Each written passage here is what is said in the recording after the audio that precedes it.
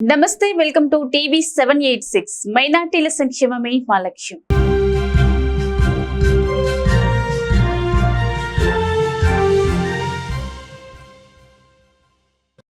ఇక వివరాల్లోకి వెళ్తే సమాజంలో ఉన్నత శిఖరాలకు తీసుకెళ్లేది విద్య ఒకటే అని తిరుపతి జిల్లా కలెక్టర్ డాక్టర్ ఎస్ వెంకటేశ్వర్ పేర్కొన్నారు.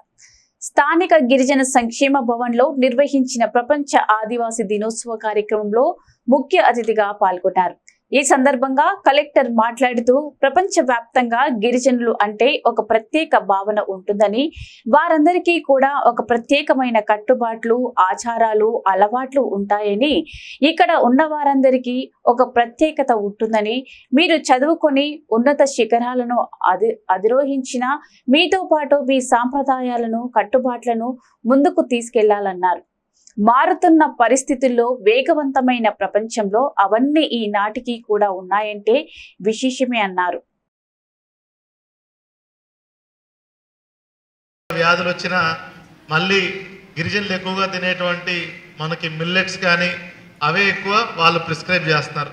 ఇప్పుడు రాగులు కానీ అదే పాడేరులో మేము చూసుకుంటే రాజ్మా ఎక్కువ తినేవాళ్ళు, అవి ఈ కాలంలో డాక్టర్లు అవి ప్రిస్క్రైబ్ చేస్తున్నారు. అంటే వాళ్ళకి చాలామంది కూడా వాళ్ళ అలవాట్లు ఏవై ఉన్నాయో అవి సహజ సిద్ధంగా ఉండేవి, ప్రకృతి పరంగా కూడా ఆరోగ్యానికి చాలా మంచిగా ఉండేవి అనేది కూడా చాలామంది సైన్స్ కూడా అది గుర్తిస్తుంది. ఇప్పుడు బిల్డింగ్ చూశాను, దీని ఎదురుగా ఒక 5-6 లక్షలు ఖర్చు పెట్టి అంత చేసుంటారు. అట్లా కొంచెం డబ్బులతో మీరు గమనించినట్టయితే మొన్న గౌరవ మన విద్యాశాఖ మంత్రివర్యులు లోకేష్ గారు, అదేవిధంగా మన ముఖ్యమంత్రి వర్యులు కూడా దాన్ని పేరుని కొంచెం మార్చుతూ ఇంకా పెద్దదిగా షైనింగ్ స్టార్స్ కార్యక్రమం అనేది చేపట్టడం జరిగింది. దాంట్లో భాగంగానే గౌరవ ఇన్ఛార్జ్ మంత్రివర్యులు కూడా కచ్చపి ఆడిటోరియంలో మొన్న నెలలోనే మనం ఆ కార్యక్రమం కూడా పెద్ద ఎత్తున చేసుకున్నాం. దాంట్లో భాగంగా మనం సుమారుగా ప్రతి ఒక్క మండలం నుంచి అన్ని వర్గాలకు చెందిన వాళ్ళందరికీ కూడా ఒక ఓసీ, ఒక బీసీ, ఒక ఎస్సీ, ఒక ఎస్టీ, ఒక మైనారిటీ ప్రతి మండలం నుంచి కూడా 5గురిని గుర్తించి మనము ఈ షైనింగ్ స్టార్స్ అని ఒక పెట్టి ఈ అవార్డ్స్ని షైనింగ్ స్టార్స్ అవార్డ్స్ కూడా చేయడం జరిగింది. సుమారుగా మన జిల్లాలో కూడా సుమారుగా ప్రతి మండలంకి ఒకరు చొప్పున సుమారుగా 35 మంది గిరిజన పిల్లలందరికీ కూడా షైనింగ్ స్టార్స్ అవార్డులో 20,000 లెక్కన మనము ఆ అవార్డు కూడా అందించడం జరిగింది. ప్రత్యేకమైనటువంటి కార్యక్రమాలు స్కిల్ డెవలప్మెంట్లో మన ఆదివాసులకి. వైసీపీ సీనియర్ నేత రాష్ట్ర కార్యదర్శి ఎస్వి సతీష్ కుమార్ రెడ్డి తనపై దాడి కుట్ర జరుగుతోందని మీడియా ఎదుట ఆరోపించారు.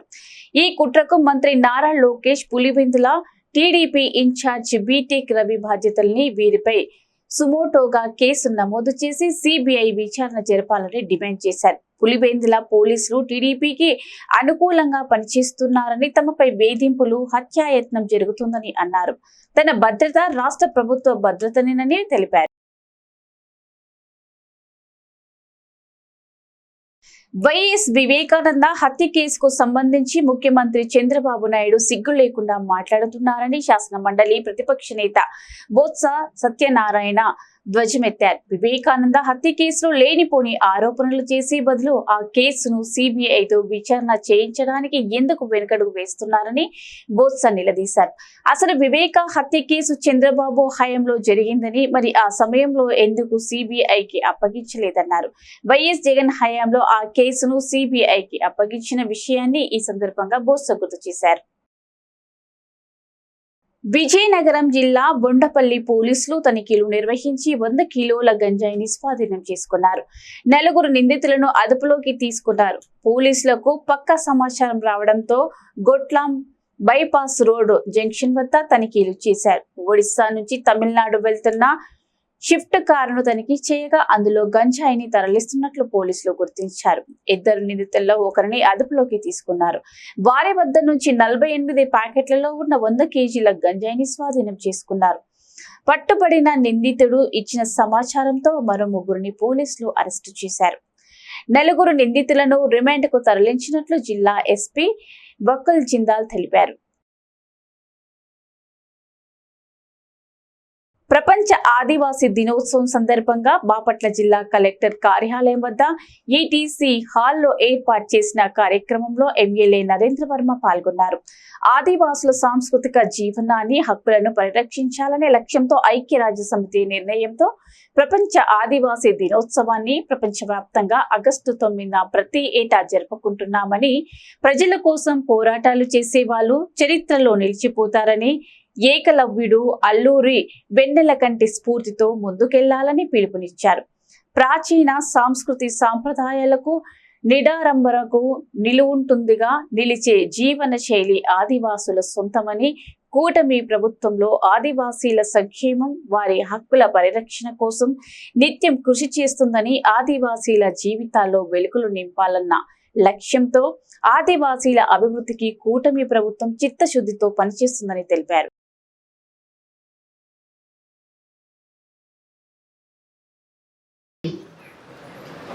ఇక్కడికి వచ్చారు. అలాగే జిల్లా ఈరోజు జేసీగా బాధ్యతలు తీసుకున్న గౌడ్ గారు కానివ్వండి, గిరిజనులు అయితే ఉన్నారు, వాళ్ళందరికీ కూడా మన ఆంధ్రప్రదేశ్లోనే కాదు, భారతదేశంలోనే కాదు, ఈ నాగరికతలు కూడా ఎన్నో నేర్చుకున్నారు. ఈరోజు మనం ఎట్లా ఉన్నాం, మన కళల్ని, మన చదువుల్ని, మన ఆర్థిక పరమైన స్థితిగతుల్ని మనందరం ఎలా కాపాడుకోవాలా, మనల్ని సమాజంలో ఒక గుర్తింపు దిశగా మనందరం ఎలా ముందుకెళ్ళాలా, మీరు అడుగుతున్నారు, ఇటువంటి దాని మీద ఇటువంటి వేదికల్లో మనందరం కూడా చర్చించుకుంటూ ఉంటాం. మన కోసం, గిరిజనుల కోసం చాలామంది గిరిజనుల్లో లేకపోయినా కూడా గిరిజనుల కోసం పోరాడి అసూలు బాసిన వ్యక్తులు ఎంతోమంది ఉన్నారు. బ్రిటిష్ వారి టైంలో అప్పట్లో గిరిజనుల కోసం అల్లూరి సీతారామరాజు కానివ్వండి, కంఠం దొర కానివ్వండి, వీళ్ళందరూ కూడా ఇప్పుడే కాదు, యుగాలు మారిన సుప్రీంకోర్టు మాజీ ప్రధాన న్యాయమూర్తి జస్టిస్ ఎన్వి రమణకు మండలి వెంకట కృష్ణారావు తెలుగు వైభవ పురస్కారం వర్ధించింది. కృష్ణా జిల్లా అవనిగడ్డ గాంధీ క్షేత్రంలో పురస్కార ప్రదానోత్సవం నిర్వహించారు. మండలి ఫౌండేషన్ ఆధ్వర్యంలో శత జయంతి సగం ఈ అవార్డును ప్రదానం చేసింది. ఈ సందర్భంగా వివిధ రంగాల ప్రముఖులు జస్టిస్ ఎన్వి రమణ దంపతులను ఘనంగా సత్కరించారు.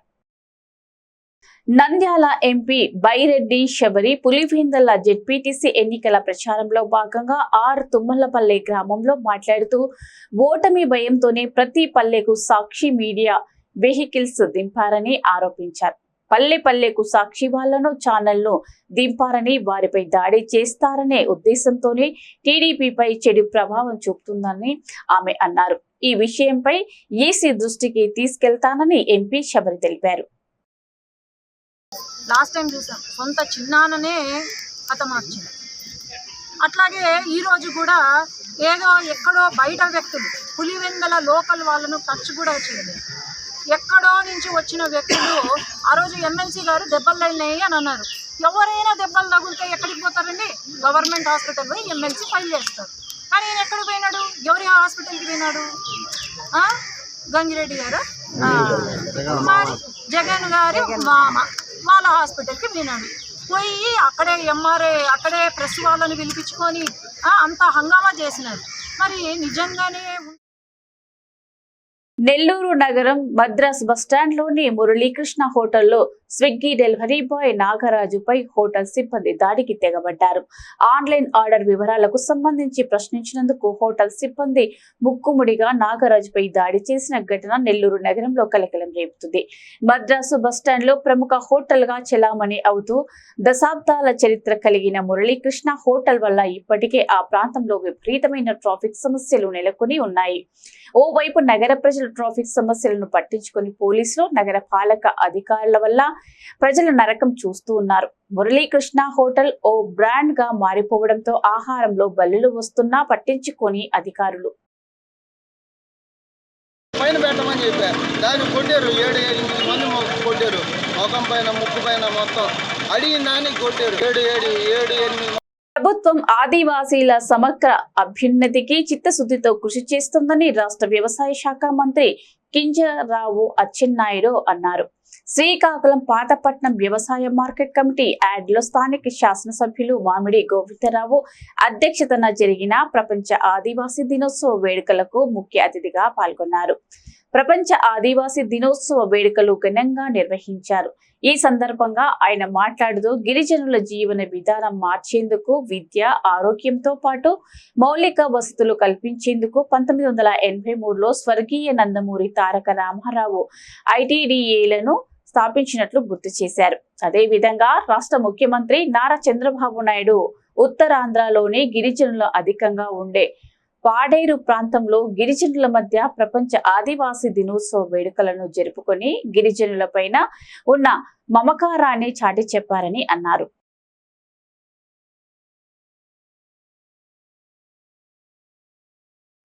ఒకప్పుడు ప్రపంచ ఆదివాసీ దినోత్సవం అంటే రాష్ట్ర ప్రభుత్వాలు, రాష్ట్ర ముఖ్యమంత్రి ఎప్పుడు పాల్గొని ఈ కార్యక్రమం మీద ఇంత దృష్టి పెట్టినటువంటి సందర్భాలు లేవు.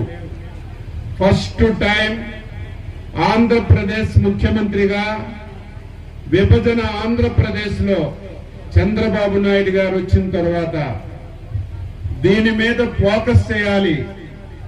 ఏదో ఆదివాసీ దినోత్సవం అంటే ఏదో 4-5 కూర్చొని ఏదో సమావేశం పెట్టుకొని లేకపోతే 4 గోడల మధ్యలో కార్యక్రమం చేసి ముగిస్తే దీనివల్ల ఫలితాలు రావు. దీన్ని మనం ఒక ప్రత్యేక కార్యక్రమం కూడా చేద్దాం. అది కూడా ఏదో అమరావతి రాజధానిలోనో ఏదో ఒక కళ్యాణ మండపంలోనో చేయడం కాకుండా నిజమైనటువంటి గిరిజనులు ఎక్కడ ఎక్కువగా ఉంటే ఆ ప్రాంతానికే వెళ్ళి ఈ కార్యక్రమాన్ని చేద్దామని మొదటి పెట్టిన వ్యక్తి మన ముఖ్యమంత్రి శ్రీ నారా చంద్రబాబు నాయుడు గారని గర్వంగా ఈ రోజు చెప్పదలిచాను. ప్రతి గ్రామానికి ఒక పాఠశాల వచ్చింది. కనీసం తినడానికి తిండి లేకపోతే పిల్లలకి అంగన్వాడీ సెంటర్స్ వచ్చాయి. చదువుకోవడానికి విద్యాలయాలు లేకపోతే హై స్కూల్స్ వచ్చాయి, జూనియర్ కాలేజీలు వచ్చాయి, రెసిడెన్షియల్ కాలేజ్.